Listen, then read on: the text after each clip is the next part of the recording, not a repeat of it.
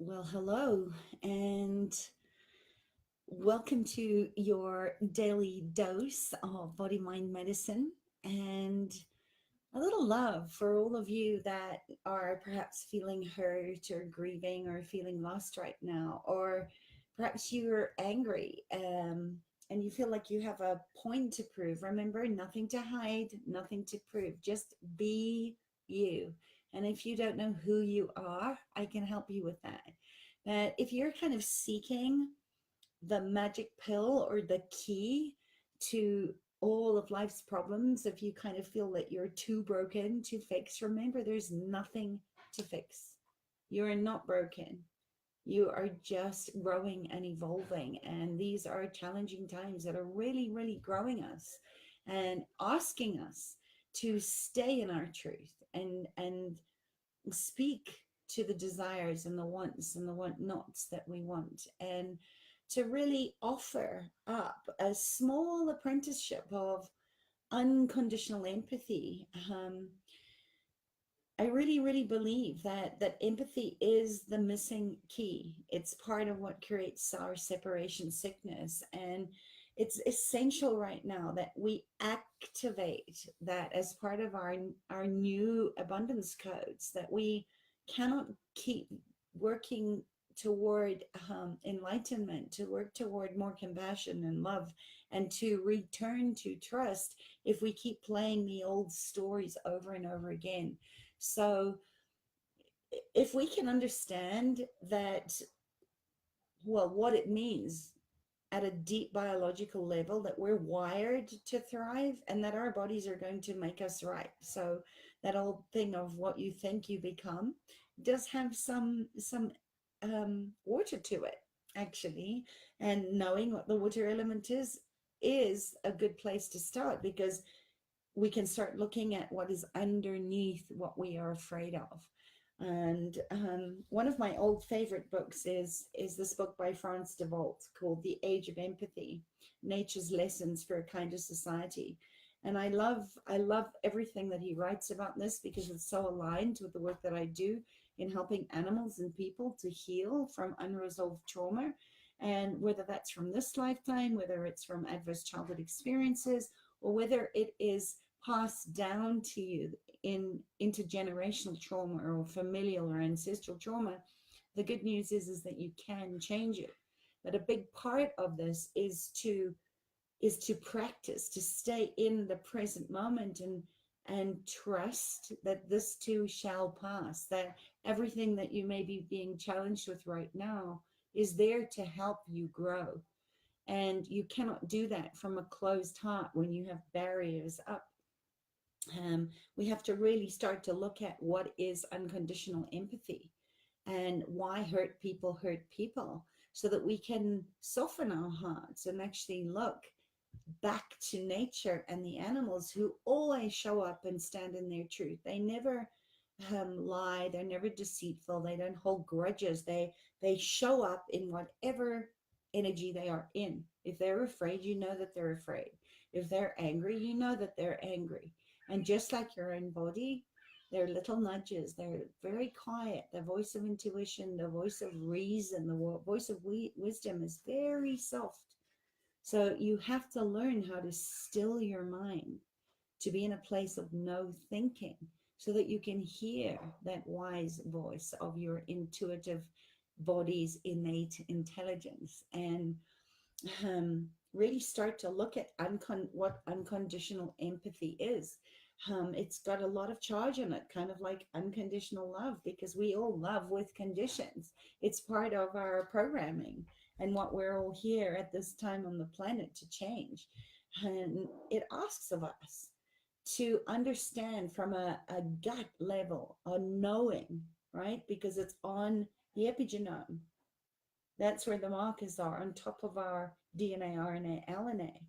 And we have to know what it is in order to change it. As good old Dr. Phil says, you can't change what you don't acknowledge.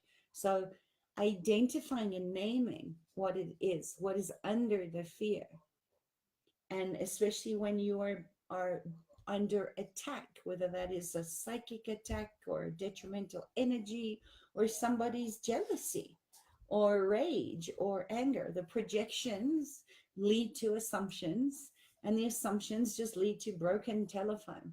So, oh, my dogs agree. So just know that when we can understand it from that level, why somebody is responding or reacting the way that they are, and why they did what they did, and what would drive someone to be how they are in the most horrendous acts of violence against other species or against other humans, without the blame or the judgment, that it's not the person's fault. Just like forgiveness, we're not forgiving the person, we're forgiving the behavior, right?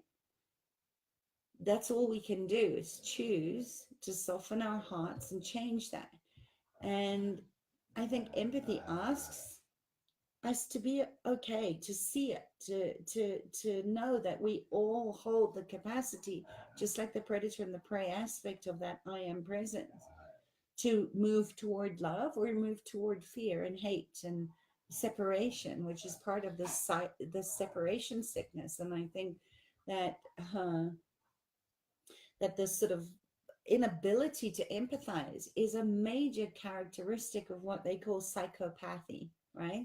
The psychopaths are emotionally disconnected from other people and other beings that are innocent and unable to defend themselves, which is why a lot of serial killers end up in their childhood, because they don't have secure attachment or people in their lives, their primary caregivers, to tell them the difference between right and wrong.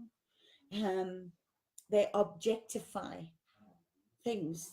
They can't feel empathy, so they have no fellow feeling, no ability to feel pity or guilt, and this makes it possible for them to commit these acts of violence and cruelty and exploitation, which are far beyond normal.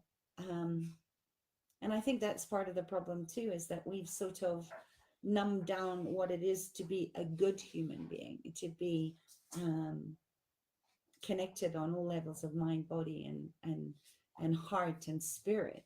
There's a dissociation. There's a cutting off or a numbing down, or what we call in attachment theory, ambivalence or avoidant, or learned helplessness is another sort of offshoot of that.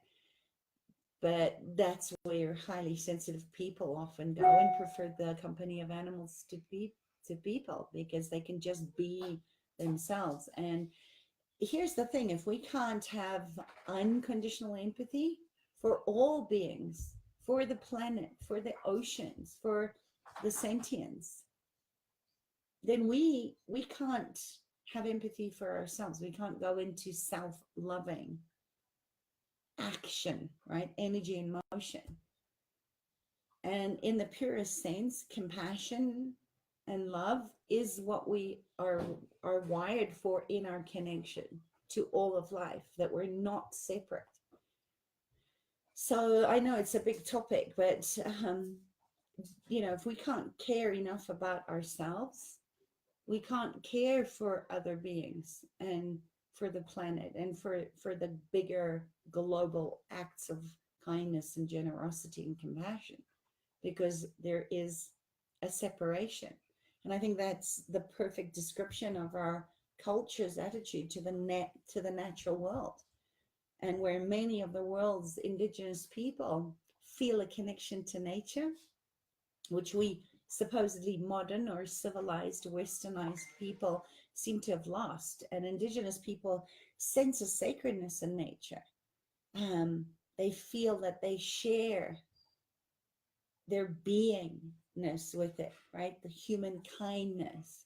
And so they're mindful of where they are doing harm, or are reluctant to harm or destroy. And I think the Lakota holy man, Black Elk, says it really beautifully, that every step that we take upon the earth should be done in a sacred manner. To me, that is eco warriorship. That is the connection. That is the oneness that Larry Little describes, where there is no separation. I am you and you are me.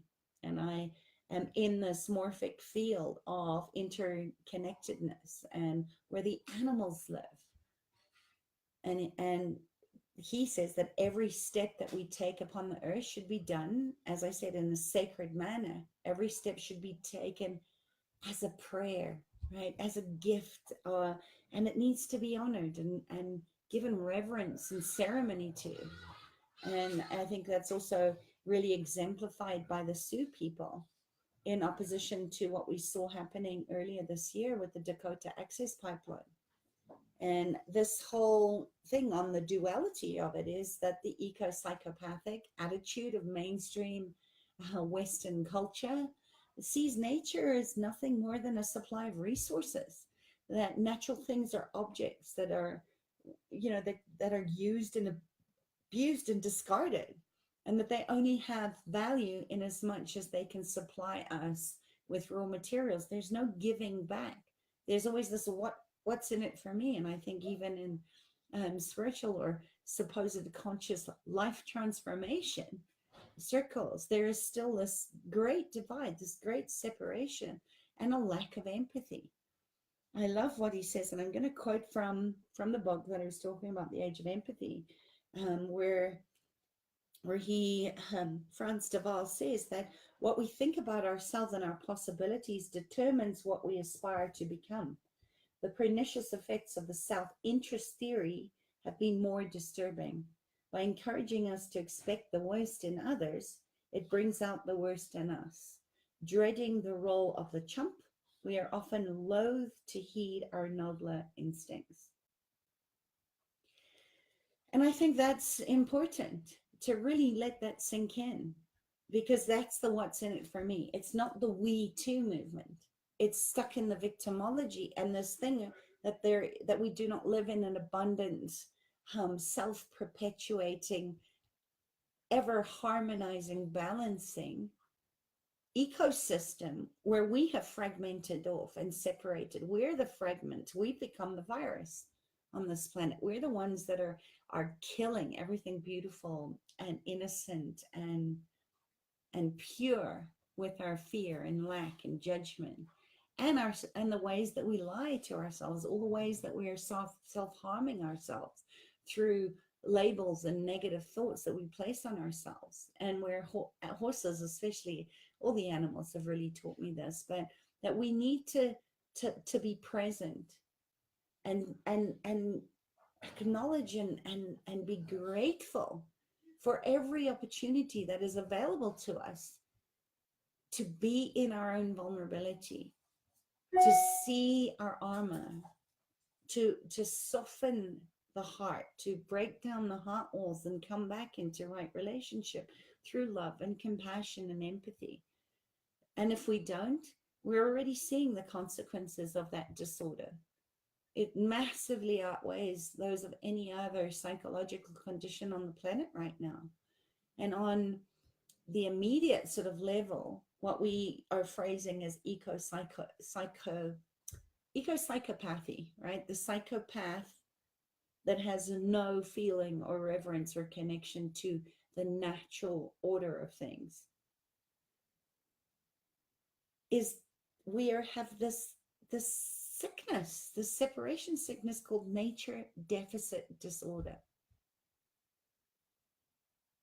We have to have a feeling of belonging, to come out of exile and know that the animus, the microcosm of the macrocosm, the world that we're seeing that as not a friendly place, the world that we're seeing so much destruction and where we are really in a state of grief about what we and our ancestors have created as a dying planet, and that we have to take responsibility for the part that we're playing in it. And it starts with self-empathy, self-compassion, so that we can feel at home here in our connection with the natural world, with the other non-human species, and with our own species, and come home to our hearts.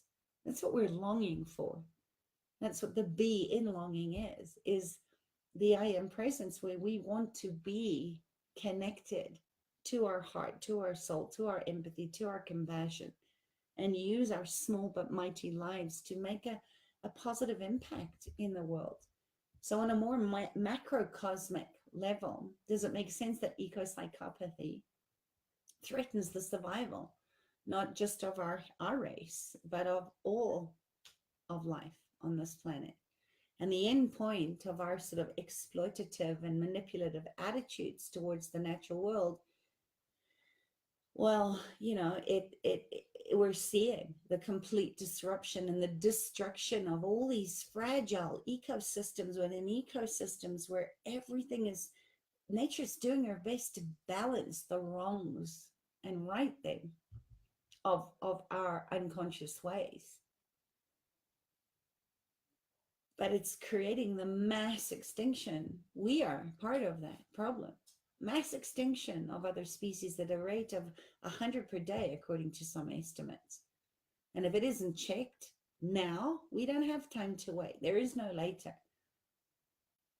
Things are becoming more and more challenging because we're being asked and urged, and the world, the natural world is shouting now. Our animal companions are shouting at us to wake up and right the wrongs of our ancestors, of our part that we're playing in the devolution of not only our own species, but the future of the planet. So lots to think about. Lots in there to think about. And I think coming to the end of November, we're in that last triple amplification of the 11, 11, 11 energies. 29 adds up to 11. We're in an 11th month and an 11th year. This is about double amplification of new beginnings, of lion-hearted leadership, of coming to our senses, waking ourselves up, coming out of the separation sickness, out of exile, back into true belonging, to empathy, to compassion, to loving ourselves first, because hurt people hurt other people. We're hurting the world. These are the crimes against not just humanity, but against nature and life and the animals. And yes, it's been here forever, but another one of my favorite is Chief Seattle. And I think it was in the 18th century that he said, the white man, he talked about his, but the white man's appetite, this overconsumption, will devour the earth and leave behind only a desert. And we're seeing that in the climate change. In Africa, in South Africa, we have been in extreme droughts for years, and it's getting worse and worse. And what happens in the northern hemisphere affects the southern hemisphere, and vice versa, because everything is connected to everything. So, and no, it's not all, I don't want you to think this is all about doom and gloom, but more an invitation with an urgency attached to come back to your heart, to just spend some time today in active appreciation, in heart-to-heart connection, in forgiveness, in loving whatever arises. It is curable, but we have to cure our own sickness first. The sickness of the heart, the sickness of the mind. And also to embrace that you're part of the change. You are the one that you've been waiting for. And yes, we are in the beginning of a whole new uncharted territories that we're stepping into the threshold of. But you've always known this. We don't live in the world. We're part of it. And when we abuse nature, we're really only abusing ourselves.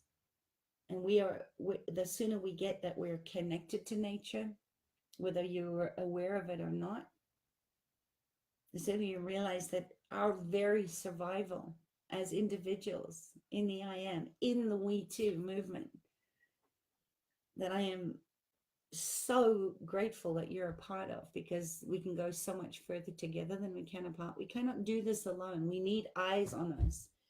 We need other people to be the mirrors. We need to appreciate actively the gifts and the patience and the generosity that animals constantly show us, even though as a collective we're doing horrendous things to them. They constantly show up, even to the death of themselves, to get us to wake up. So widen your perspective, get that eagle eye view, connect into the song inside you, just as the whales sing and the husky, the dog, the wolves howl. Find your voice, because our survival depends on us coming back into empathy, coming back into compassion, coming back into love, coming back into a sense of interconnectedness.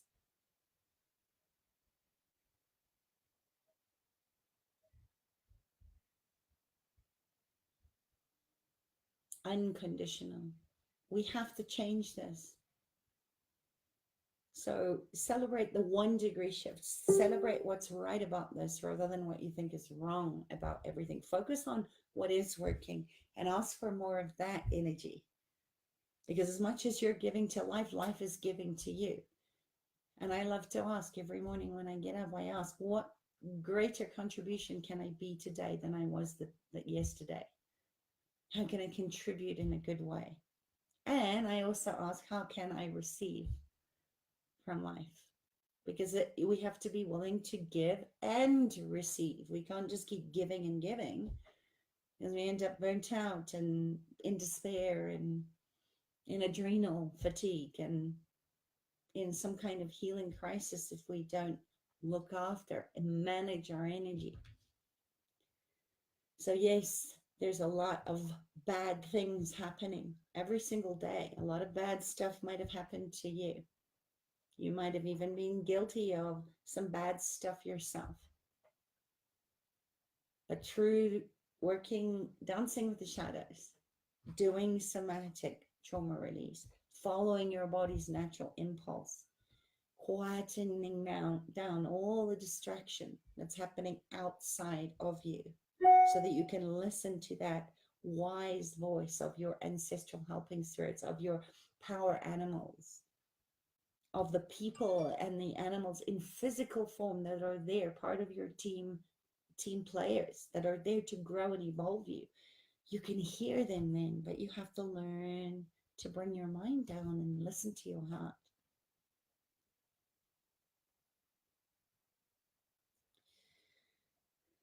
It's time to thrive.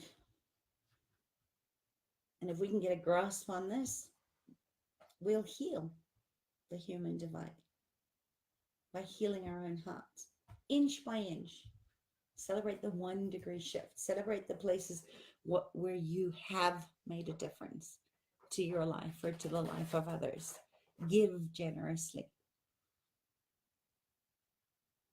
Use your resources well. The power of choice is yours and yours alone. Nice to see you, Sherry. I got a double dose of you today. We do need to wake up. Hi, Pedro. Yeah. Yeah. I know communications are still pretty rocky out there. But when you're speaking your truth, know that you're going to get some pushback, especially from the people that are often closest to us, because they have to find a new way to get you to do what they want you to do and to control or manipulate you. So be prepared. Use these tools. Put your stake in the ground. Anchor to your truth. In the good times, when things are going well, when you have ease and flow and grace and trust is high, so that when you do get shaken or stirred, nothing rattles you. Nothing takes you off task. And that includes the detrimental impregnation of entities that are coming up as much as so many light workers around the world are closing these old portals. New portals are opening. Um, and as much as we have friendly ETs, there are some nasty ones out there too. So I really invite anybody that cares, that gives a shit about the future, our future, the future of the planet and other species, to take a look at my special bundle, which includes a really comprehensive guide. You'll never need anything else about how to work in clear spaces and clear entities and work with your spirit guides and your animal totems and your power animals and the nature spirits and the elementals in a good way. Check it out. It's amazing, but I'm biased because I realized a very long time ago when I first started to come out of my long slumber, my unconscious way of operating in the world 18 nearly 20 years ago now. That was when I first actually realized that there was other forces at play that were making me feel like I'd gone crazy. And I've noticed this with other people with serious addictions too, that I've had the honor of working with over the years, is that if you have a weakness or a predisposition, or an addictive personality like I do, where it's all or nothing, we are susceptible to entanglement and to other forces coming into play. And every time you hear you need to remember, you'd never talk to yourself in the first person. So if you're, if it's the voice saying, I know I worked with an alcoholic once, including my father, who I had to clear many, many times. You don't just clear entities once and it's over. But I had to constantly clear layers and layers and layers of clusters and groups and inculcated entities and single ones, that were saying, you need to take a drink, you need to take a drink. You can learn how to space clear, smoking entities, trickster entities, divisive energies that are not just messing with your body, but maybe messing with the energies in your house and creating disruption in your family dynamics or with your animals. So it's really great. Hi, Marissa. I'm so lucky to listen to you, that you're joining us. But yeah, so I'm kind of rambling on, and I think I've been going for almost 30 minutes now. But I really just wanted to invite you again to show up, be yourself, use this triple amplification of the 1111 energy. It's the last time it's going to be. We're going to have this opportunity of being the light, and using the beautiful energies, including the violet flame and all those lovely ancient wise incantations and invocations to stay a clear, open channel for change for, I think, another 20 years. So wherever you find yourself today, light a candle.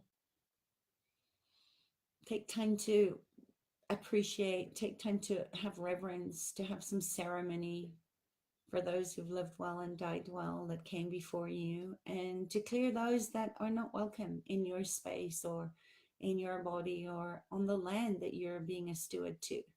And let me know how I can support you in that. And yeah, make it matter, make it count.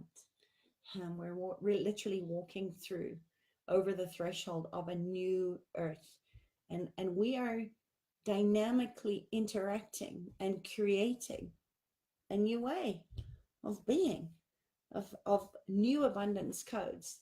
And they are the highest frequency of love and empathy. That is the richness. That is the manifestation of miracles that is available to us, but we have to soften our hearts. I love you. I see you. I honor you. Go be you, because you're amazing. And the world isn't waiting for someone like you. The world is waiting for you and what only you have to offer. And side note, I hope you join me tomorrow. I think we're going live at 4 p.m. with my Canadian friends, Charles And so, Sheila, tomorrow, where we're going to talk more about how to create right relationship in a world where there is no manual on how to do that, and how to turn blind spots into truth telling, and really deepen into compassionate listening and love and empathy, because that's what the world needs. All right, I'm off. Mwah. I love you. Bye.